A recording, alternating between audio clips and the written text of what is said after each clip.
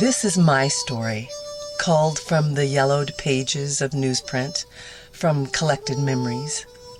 A map carefully drawn by hand, the only guide through a railroad logging community built seemingly overnight.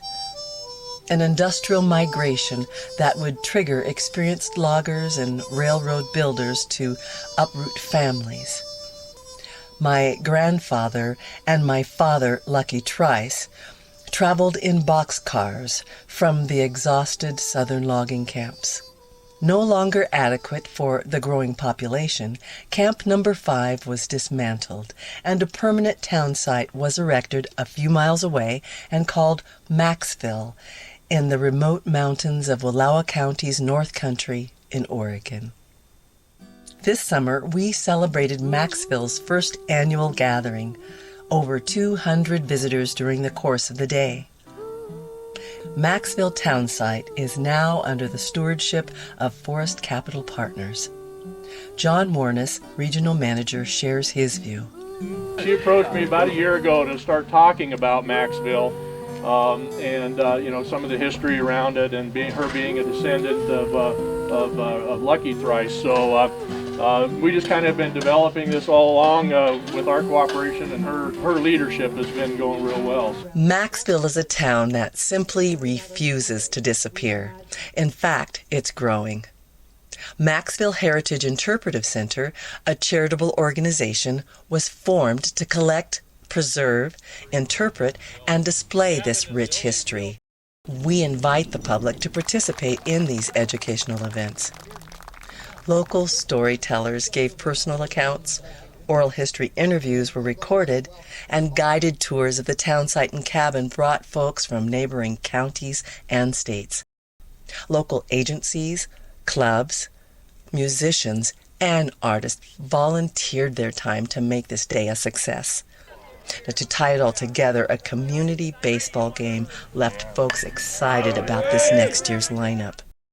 Orvala Hafer's family migrated from West Virginia and homesteaded in nearby Promise. Orvala keeps their history in our memories. Where the men were, there were the women also. In some cases, the men came first to homestead the North Country, constructed a cabin, returned to get their wives and their families, or they sent for them. The West Virginia migration to Oregon came mostly by train to the end of the railroad at Somerville, where they were met by friends, neighbors, or family.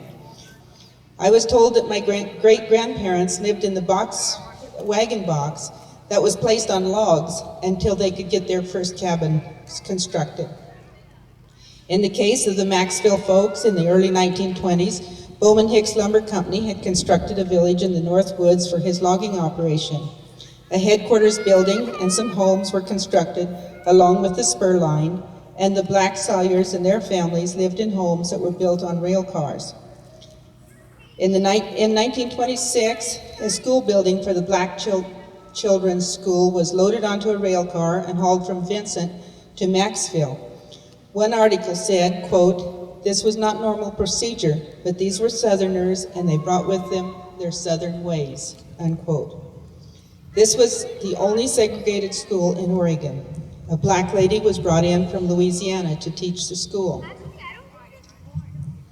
Many tent homes were erected with wooden floors and low-sided walls, with tents stretched over the poles for a roof.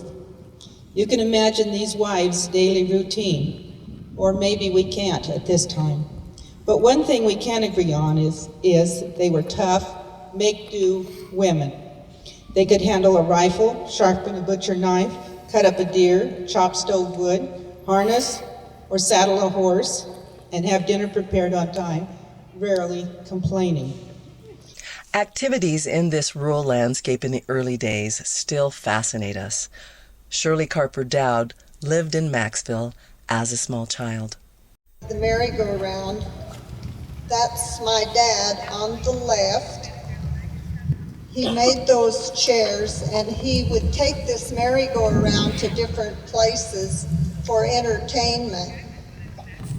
I wasn't very old when we lived in Maxville, and the building I remember is not here any longer. We lived in the hotel so I'm told. By 1933, 4 years after the crash of the stock market and the subsequent lumber market slump, Maxville is officially closed. Some stay in the now gated town until the late 1940s, and others move into homes built on skids that were brought down to the town of Wallowa from Maxville. The blacks settled into their homes in the west end of Wallowa while continuing their work in the logging industry. Long abandoned and mostly forgotten, until awakened over the past few years, my story, our story, connects with others. This little light of mine, I'm gonna let it shine. Visitors will enjoy reenactments of this history, which are created using the very words, memories, tools, and music from our archives and transcripts.